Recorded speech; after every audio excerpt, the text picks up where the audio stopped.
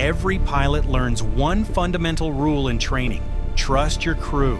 Captain Douglas Hahn forgot that rule, and today on Flight 912 at 36,000 feet over the North Pacific, he's about to pay the price because the flight attendant he just told, "I don't need your permission," she's not just a flight attendant. She's a former NOAA storm tracker who's chased Category 5 hurricanes through the Caribbean. And in the next 4 hours, her warning, ignored, dismissed, ridiculed, will be the difference between a routine flight and a disaster that ends careers. It's 11:47 a.m. Los Angeles International Airport, Gate 73B. The Boeing 777-300ER sits at the gate. Registration N912UA, bound for Tokyo, Narita. 13 hours ahead, 7,000 miles, 270 passengers boarding now, rolling carry-ons down the jetway, finding seats, settling in for the long Pacific crossing. The aircraft gleams under California sunshine. Ground crew finishes final checks below. Catering trucks pull away. The morning's perfect. 72 degrees, clear skies, light Santa Ana winds. LAX Tower reports excellent conditions. Everything looks routine. Captain Douglas Hahn walks through the terminal like he owns it. 43 years old, 15 years with the airline. Tall, fit designer Ray-Bans perched on his head even indoors. His uniform is immaculate. 4 gold stripes sharp and proud on his shoulders. Pants creased to perfection. Shoes polished to a mirror shine. A Tag Heuer chronograph glints on his left wrist. Expensive? Statement piece. He carries his flight bag with the confidence of someone who's never questioned his own judgment, never had to. Douglas built his reputation on one thing: consistency. 15 years flying, never diverted, never turned back, never delayed for weather he could push through. On-time Douglas, they call him in the crew lounges. He wears it like a badge of honor. Weather between you and destination? Douglas finds a way. Turbulence forecast? Douglas flies through it. Other captains divert, hold, wait, not Douglas. His completion rate is legendary, 99.7%. The company loves him. Dispatch trusts him. Passengers get where they're going exactly when promised. But there's something else beneath that confidence, something harder: pride that's calcified into arrogance over 15 years of never being wrong. Douglas doesn't just believe he's good, he believes he's untouchable. Questions feel like insults, suggestions sound like doubt. And doubt? Douglas Hahn doesn't do doubt. He reaches the gate, nods to the gate agent, doesn't smile. His first officer, Marcus Chen, waits near the jetway. Younger, quieter, already reviewing the flight plan on his tablet.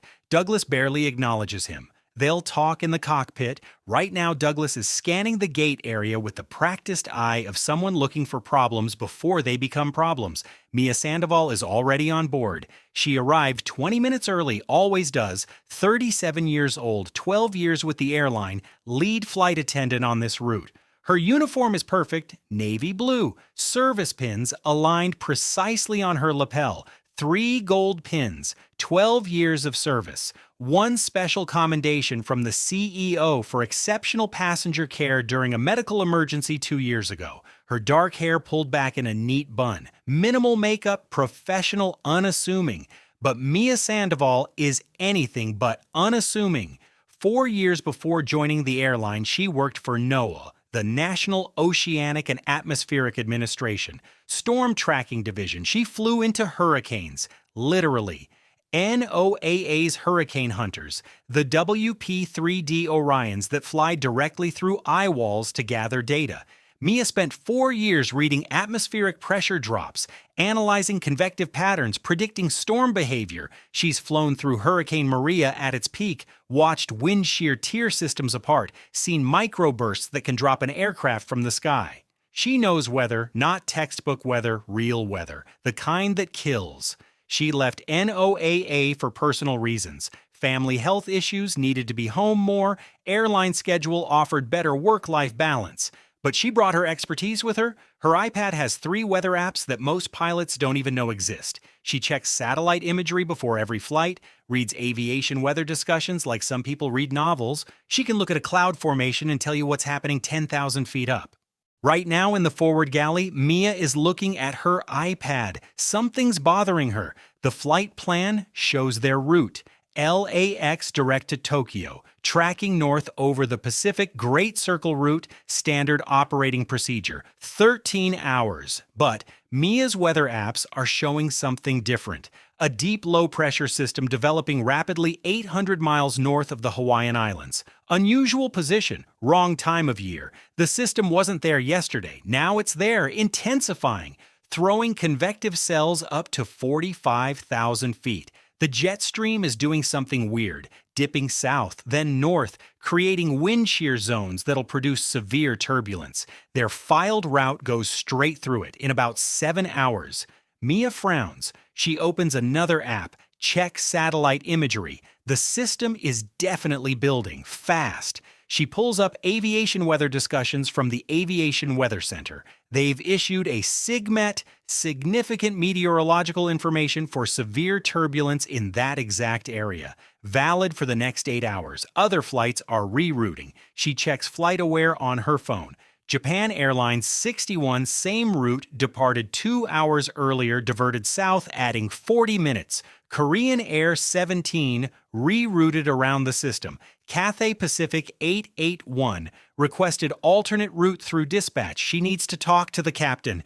Douglas boards the aircraft, walks through the cabin without looking at passengers. Straight to the cockpit, Marcus is already in the right seat, running pre-flight checks. Douglas takes the left seat. His seat, captain's seat. They run through procedures in clipped professional language. Douglas programs the flight management system. Marcus verifies, everything nominal. Mia appears at the cockpit door, professional smile, respectful tone. She mentions the weather system, shows Douglas her iPad, points out the SIGMET.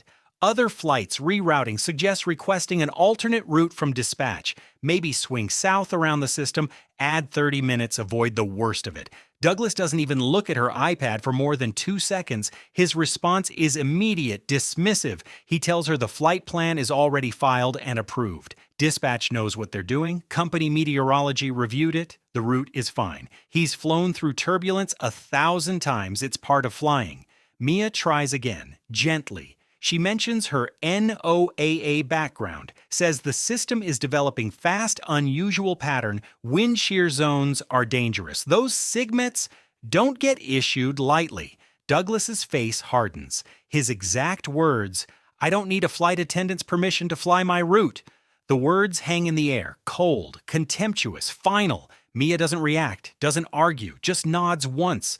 Professional mask firmly in place. She thanks him for his time, returns to the cabin, but something shifts behind her eyes. She's seen this before, not in aviation, in storm tracking. Pilots who ignore warnings because they think they know better, who trust their instincts over data, who believe experience trumps evidence. It never ends well. In the forward galley, Mia pulls out her phone, opens the voice memo app, records herself quietly. Timestamp. Her weather concerns, the SIGMET, her warning to the captain, his dismissal. She's not being vindictive. She's being professional. Documentation just in case. 2 other flight attendants notice. Janet, working business class, catches Mia's expression, asks if everything's okay. Mia smiles, says it's fine, but Janet's been flying with Mia for 6 years. She knows that smile. That's Mia's "something's wrong, but I can't say it yet" smile. In seat 2A, Dr. Sarah Chen, passenger emergency room physician from UCLA, notices the exchange near the galley, the body language, the tension. She's trained to read nonverbal cues. Something just happened. She makes a mental note. Doors close. Jetway pulls back. Douglas gets pushback clearance. The 777 rolls away from the gate. 11:47 becomes 11:53, right on time. Douglas taxis to runway 25L, ground control, tower handoff, takeoff clearance, standard procedures, everything smooth. The 777 rotates, climbs. Los Angeles drops away beneath them. Douglas flies the departure perfectly. V speeds, flap retraction, speed restrictions, all by the book. The aircraft turns west over the Pacific. Blue water stretches to the horizon, perfect visibility. The coastline fades. Marcus handles communications. Douglas flies. They climb through 10,000 feet, 20, 30, reaching cruise altitude 36,000 feet. The aircraft settles into the long ocean crossing, autopilot engaged, flight management system tracking the route.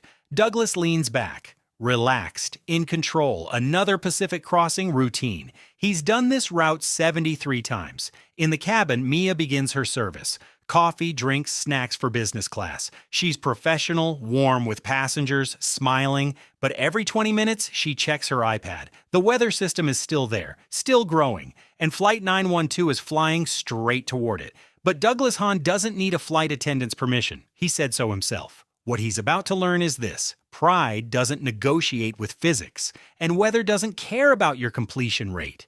3 hours into the flight, Flight 912 is over the open Pacific, no land for 1,000 miles in any direction, just blue water below, blue sky above.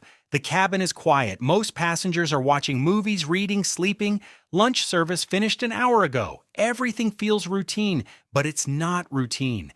Mia checks her iPad again. The weather system has grown. What was a developing low 3 hours ago is now a full-scale Pacific storm. The satellite imagery shows a massive spiral of clouds, convective towers punching up to 48,000 feet. The system is rotating now, drawing energy from the warm ocean below. Wind shear zones radiating outward like spokes on a wheel. Their route still goes straight through it. In about 4 hours, more SIGMETs have been issued. Severe turbulence, extreme turbulence in some areas. The Aviation Weather Center upgraded their advisory twice since departure. FlightAware shows 6 flights that rerouted in the last 2 hours, all avoiding the same area. Flight 912 hasn't changed course. In the cockpit, Douglas is relaxed. Autopilot flying, systems normal, fuel burn on target, everything tracking perfectly. Marcus is quieter than usual, occasionally glancing at the weather radar display. The screen shows some returns ahead. Yellow, orange patches. Weather, but still far away. Then the first ACARS message comes in. Aircraft Communications Addressing and Reporting System text communication from dispatch. The printer spits out a narrow strip of paper. Marcus tears it off, reads it. Dispatch advisory. Weather system ahead intensifying rapidly. Multiple severe turbulence reports recommend route deviation south, adding approximately 40 minutes. Alternate routing available, fuel sufficient, request confirmation. Marcus hands it to Douglas. Douglas reads it. His jaw tightens. He tells Marcus to respond negative. Current route is acceptable. They'll monitor conditions. They have weather radar. They can see what's ahead. If it looks bad, they'll deviate then. No reason to add 40 minutes based on forecasts. Marcus hesitates, says the other flights are all deviating. Maybe they should consider it. Douglas's response is sharp. Other flights can do what they want. He's not adding time unless absolutely necessary. The passengers have connections in Tokyo. The company watches on-time performance. Weather forecasts are often overstated. They'll be fine. Marcus doesn't push. He's the first officer. Douglas is the captain, pilot in command. Final authority. Marcus sends the response to dispatch, but the real problem hasn't started yet. 30 minutes later, another ACARS message. This one more insistent. Company meteorology strongly recommends deviation. Latest reports show extreme turbulence, hail, severe wind shear. Aircraft are reporting injuries. One flight declared an emergency. Diverted to Honolulu. Request immediate route change. Douglas reads this one with visible irritation. He tells Marcus this is excessive. Dispatch is overreacting. Yes, there's weather, but extreme turbulence, that's rare. And they're in a 777, stable platform, heavy aircraft, handles rough air better than anything. He's been through turbulence before, never had injuries. People just need to stay seated and belted.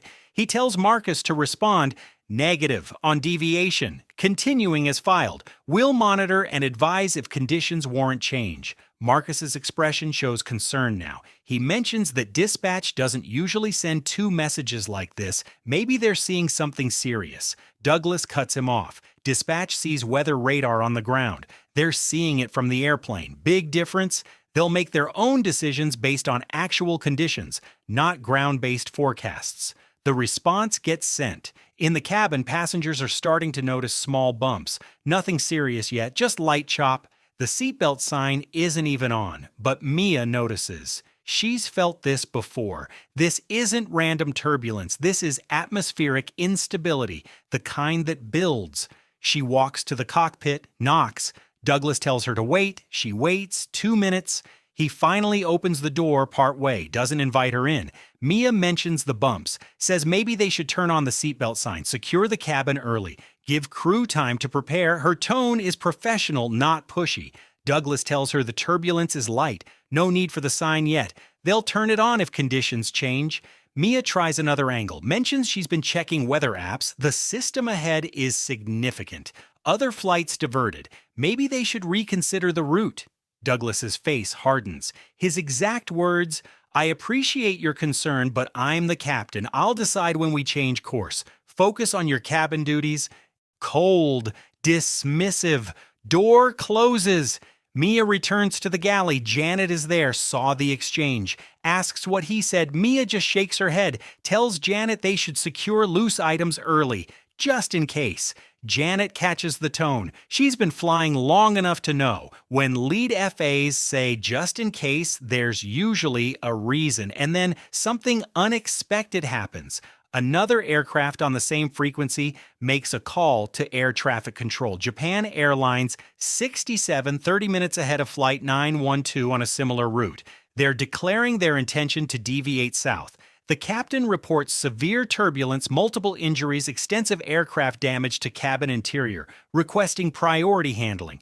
Marcus hears this transmission, looks at Douglas, says maybe they should seriously consider deviating now. That's a direct pilot report, not a forecast. JAL 67 is experiencing it right now. Douglas's response is defensive now. JAL 67 probably flew right into the worst cell. They can navigate around the cells using radar. They have onboard weather detection. They're not blind. They'll pick their way through, find the smooth air. Marcus points out that the system is over 300 miles wide. Finding smooth air might not be possible. Douglas tells him they'll assess when they get closer. Right now, they're still 2 hours away from the area. Conditions could change. The system could move. No point making decisions prematurely. But Marcus is worried now, visibly. He's been flying for 8 years. He's seen captains push weather before. It rarely ends well. He makes another suggestion, at least slow down, buy time, let dispatch work on alternate routing. Douglas rejects this too. Slowing down burns more fuel, extends flight time, doesn't solve anything. They're maintaining course and speed. Things are about to get much worse. 45 minutes later, the weather radar is painting solid colors ahead now. Yellow turning to red, large areas. The storm is massive. Douglas starts deviating slightly, trying to thread between cells. Left 10 degrees, right 15 degrees. Picking paths through the radar returns, but the turbulence is building. No longer light chop. Moderate now. The aircraft bounces, quick drops, sudden climbs. The 777 shudders. Douglas finally turns on the seatbelt sign, announces that they're encountering some rough air. Everyone should be seated and belted. In the cabin, Mia and the crew immediately stop service. Secure the galleys, cart locked, loose items stowed. Passengers complying mostly. Some still up, heading to lavatories, finishing bathroom trips. Mia makes another cabin PA, firm but calm. Everyone seated immediately. Seatbelts tight. This is mandatory. The turbulence increases, no longer moderate, approaching severe. The aircraft drops suddenly, 50 feet in a second. Passengers gasp. Overhead bins rattle. The airframe creaks under stress. In the cockpit, Douglas is hand flying now. Autopilot disconnected. He's trying to maintain altitude, but the vertical winds are extreme.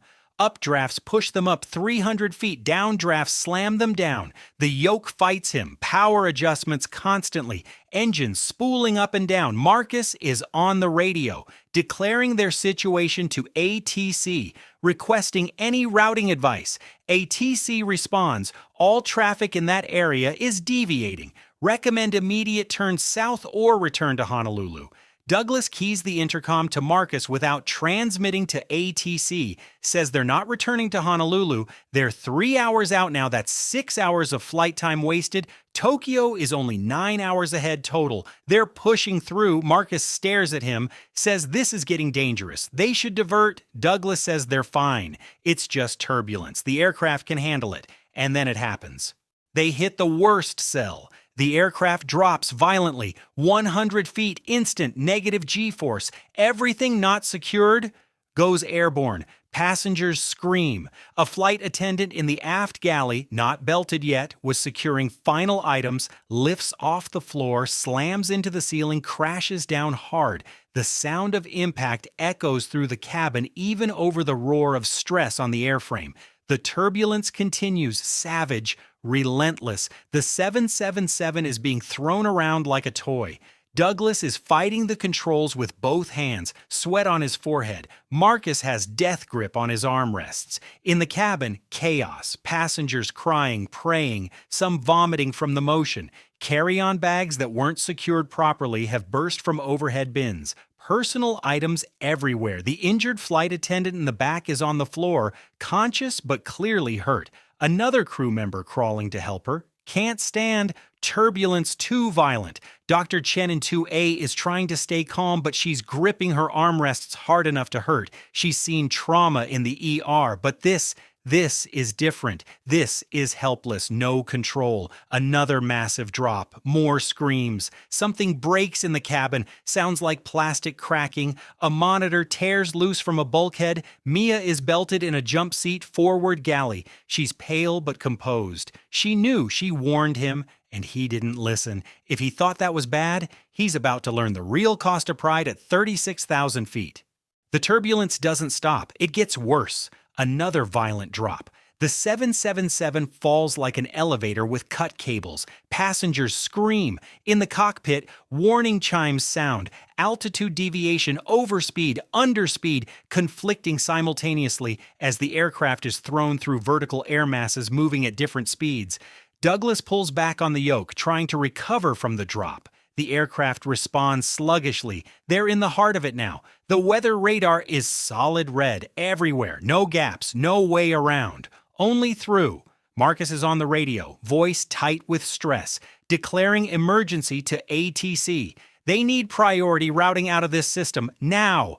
ATC responds immediately, clears them to any altitude, any heading, get out however they can. Douglas banks left, trying to turn south away from the worst returns, but the wind shear is catastrophic. The aircraft rolls harder than commanded. He corrects, overcorrects. The 777 wallows through the air like a ship in a hurricane. In the cabin, the situation is critical. The injured flight attendant in the back, her name is Rebecca, is on the floor with what looks like a broken arm and possible concussion. Another passenger trying to reach the lavatory when it hit was thrown into a bulkhead, bleeding from his forehead. Unconscious now, slumped in his seat. Dr. Chen unbuckles despite the turbulence. She crawls down the aisle, literally crawls, can't stand, reaching the injured passenger. She checks his pulse, his pupils. Concussion, definitely. Possible skull fracture. He needs a hospital. More injuries are being reported. A woman in row 23 has a dislocated shoulder. A man in 34C has severe whiplash, can't move his neck. A child in 18F is screaming. Mother thinks his wrist is broken. The turbulence slammed him into the armrest. Mia is getting reports over the interphone from the other flight attendants. She's keeping count. 14 passengers injured, 1 crew member injured, multiple people need medical attention urgently, and they're still 4 hours from Tokyo. Even if the turbulence stops now, in the cockpit, Douglas is losing it. His hands are shaking on the yoke, sweat dripping. He's never experienced turbulence like this, never. 15 years, and nothing ever came close. The aircraft is being thrown around with forces he didn't think were possible. He's trying to fly, trying to navigate out, but every decision he makes seems wrong. Marcus sees it. The captain is overwhelmed, freezing, not making decisive commands. They need to get out of this, but Douglas isn't giving clear directions. Then Mia's voice comes over the cockpit interphone. Calm, steady, professional, she tells Douglas they have 14 injured passengers, one critical. They need to get out of this system immediately and divert to the nearest suitable airport. She doesn't ask. She states it. Douglas doesn't respond immediately. He's focused on flying, barely maintaining control. Mia presses the call button again, says they need medical facilities on the ground. Now, multiple serious injuries. This is a medical emergency. Douglas finally responds. Voice strained. Says he's trying. The turbulence is everywhere. He can't find a way out. And then Mia says something that changes everything. Her exact words. Captain, I tracked storms for NOAA for 4 years. I know this system. Let me help you navigate out.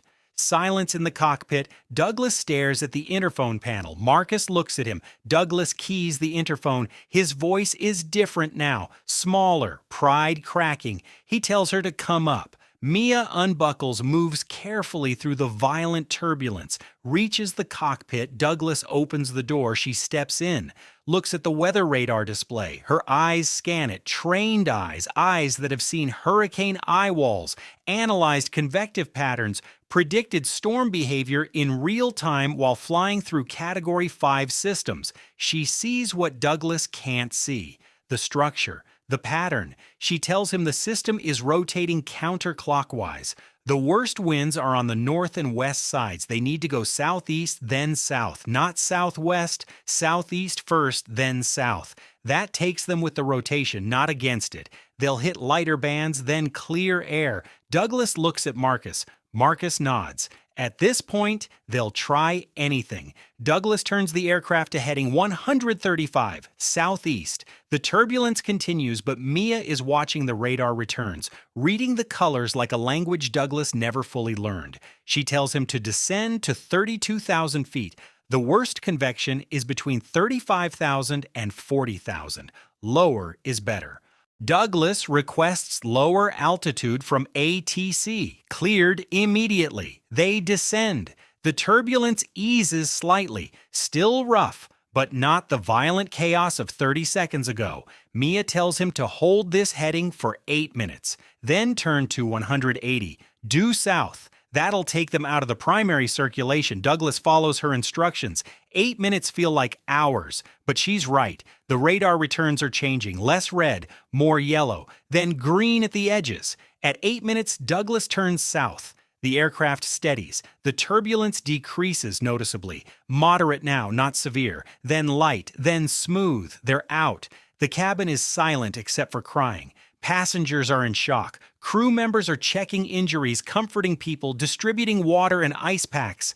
Douglas's hands are still shaking. He wipes his forehead, looks at Mia. His face is pale. He doesn't say, "Thank you." Can't. Pride won't allow it, even now. But his eyes show everything. He knows she saved them. Mia leaves the cockpit, returns to the cabin. There's work to do. Dr. Chen is treating the most serious injuries with supplies from the aircraft medical kits. Mia coordinates with her, gets passenger names and conditions documented. Rebecca, the injured flight attendant, is being cared for by another crew member. Arm definitely broken. She'll need surgery. Douglas makes the diversion decision. Finally, they're routing to Anchorage, Alaska, closest major airport with full medical facilities 3 hours away. A TC provides priority handling. Emergency services notified. The flight continues in eerie calm. The weather is behind them now. Clear skies ahead. But the damage is done. Passengers are recording on phones. Multiple people filmed the turbulence, the injuries, the chaos. One passenger, an aviation blogger with 200,000 followers, recorded the entire sequence, posted updates in real time via satellite Wi-Fi. It's already going viral. Flight 912 turbulence disaster. Captain ignored warnings, 14 injured. Another passenger caught audio of Mia's warning before takeoff. The galley conversation, Douglas's dismissal. That passenger is an attorney. She knows documentation when she hears it. She's already thinking lawsuit. In seat 2A, Dr. Chen saw everything. She's a mandatory reporter for the medical board in California. She also knows negligence when she sees it. Captain ignored crew warnings, flew into known severe weather, multiple preventable injuries. She'll be filing reports. Flight 912 lands in Anchorage. Emergency vehicles everywhere, ambulances lined up, paramedics board immediately. The 14 injured passengers are triaged, transported to hospitals. Rebecca is taken out on a stretcher. Broken ulna, confirmed concussion, 6 weeks recovery minimum. Douglas and Marcus deplane. Company officials are waiting. So is an FAA inspector who happened to be in Anchorage. Word travels fast in aviation. Douglas is questioned immediately. The flight data recorder is pulled, voice recorder pulled, ACR's messages reviewed. Mia's voice memo, the one she recorded before departure, is provided to investigators. Her weather documentation, her warning, his dismissal. The evidence is damning. The investigator interviews Mia separately. She's calm, professional, factual. She walks them through her background. 4 years NOAA hurricane tracking storm prediction, shows her iPad with the weather apps, the SIGMETs she saw, the rerouting other flights took, explains how she warned Douglas twice, his responses both times, his refusal to deviate despite multiple dispatch messages and direct pilot reports. She also describes how she helped navigate them out. Douglas doesn't dispute this. Can't. Marcus confirms it. The passengers are interviewed. 27 of them provide statements, all consistent. Turbulence was catastrophic, worst they've ever experienced. Aircraft completely out of control, people injured, terrifying. Several mention they'll never fly again. The viral video hits 800,000 views in 12 hours. Aviation news outlets pick it up.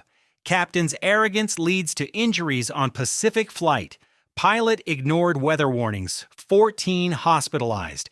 The airline's PR nightmare begins. 3 months later, Douglas Hahn's license is suspended. FAA investigation concludes he exercised poor judgment, ignored weather advisories, disregarded crew safety concerns, and operated recklessly. Contributing factors: ego-driven decision-making, refusal to accept input, failure to divert despite multiple warnings. The suspension is for 18 months. He must complete remedial training in crew resource management, weather decision-making, and judgment assessment before reapplication. The airline terminates his employment, effective immediately. Cause: violation of company safety policies, failure to follow dispatch recommendations, creating unsafe conditions. His 99.7% completion rate means nothing now. His record is destroyed. His career is over. Douglas doesn't fight it. He can't. The evidence is overwhelming. The voice recorder caught everything, every dismissive comment, every refusal. His tone when he told Mia, "I don't need a flight attendant's permission," it's all there, permanent record. 6 months after his suspension starts, Douglas tries to find work. No airline will touch him. His name is infamous in aviation circles. The incident is taught in CRM training now. Case study in what not to do. He eventually takes a job with a corporate flight planning service. Desk job. Ground-based. Ironically, reviewing weather for other pilots. He'll never fly commercially again. Rebecca, the injured flight attendant, recovers fully. She returns to flying after 3 months. The airline covers all medical costs, gives her full paid leave, and awards her a commendation for dedication to duty. She was trying to secure the cabin for passenger safety when she was injured. Mia Sandoval becomes a legend. The airline promotes her immediately, not just to senior lead flight attendant. They create a new position specifically for her, flight planning meteorology consultant. She works with dispatch, reviews weather for transoceanic flights, provides expert analysis for route planning. Her NOAA background is now an official asset. The company sends a press release. "We're proud to have expertise of this caliber on our team." The CEO personally thanks her. In writing, public statement, she saved lives. Her quick thinking and specialized knowledge prevented a catastrophic outcome. Mia also becomes a speaker. Aviation safety conferences invite her. She talks about crew resource management from the cabin perspective, about how expertise exists at every level, about the importance of listening to your crew regardless of rank. Her talks are standing room only. The passengers who were injured settle with the airline. Compensation, medical costs, damages. The airline doesn't fight it. They know liability is clear. Douglas's decisions, not aircraft malfunction. Several passengers write thank you letters to Mia. One sends flowers every year on the anniversary. You saved us. We'll never forget. The story spreads through the airline industry. Training departments add it to curricula. The Flight 912 incident. When pride overrides safety. New captains learn about Douglas Hahn as a cautionary tale, about the captain who had 15 years of experience and never diverted, until the one time he should have and didn't. The lesson is simple, brutal, and permanent. Experience without humility is a liability. A four-stripe uniform doesn't make you omniscient, and when someone with expertise offers a warning, your job as a leader isn't to dismiss them, it's to listen. Douglas Hahn said he didn't need a flight attendant's permission to fly his route. He was right. He didn't need her permission. He needed her expertise. And by the time he realized that, 14 people were already hurt. Mia Sandoval stands in her new office now, reviewing weather patterns for tomorrow's Pacific crossings, 3 flights on the board. One route looks questionable, developing system near the Aleutians. She flags it, sends a message to dispatch, recommends southern deviation, 40 minutes added but safer. Dispatch responds immediately. Recommendation accepted. Route changed. The captain on that flight will never know what could have happened if they'd flown through that system. Will never experience what Douglas experienced. Will never have to live with what Douglas lives with. Because someone listened this time, and somewhere over the Pacific right now flights are rerouting. Captains are making smart decisions. Crews are speaking up. Experts are being heard. Not because of regulations, not because of policy, because of a woman who tracked hurricanes, became a flight attendant, and reminded an entire industry of one fundamental truth. Pride doesn't fly the airplane. Knowledge does. Respect does. Humility does. And when you forget that, physics sends you a reminder. Douglas Hahn got his.